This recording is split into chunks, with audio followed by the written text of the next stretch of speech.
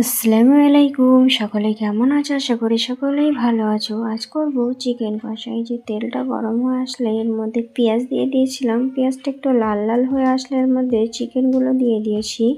নুন দিয়ে দিলাম, পাকা টমেটোর কাঁচা লঙ্কা দিয়ে দিচ্ছি।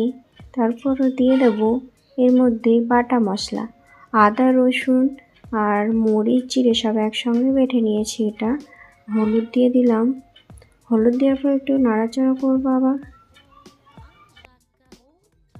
হলুদ দিয়ে একটু নাড়াচাড়া করে নিচ্ছি। এর মধ্যে মরিচ বাটাও দিয়ে দিলাম, দিয়ে এটাকে আরও ভালোভাবে কষাবো।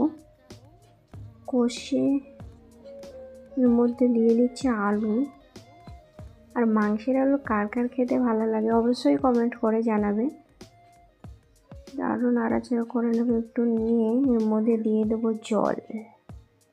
জল দিয়ে কিছুক্ষণ ঢেকে রাখলেই হয়ে যাবে মাংস চিকেন কষা, টেস্টি টেস্টি।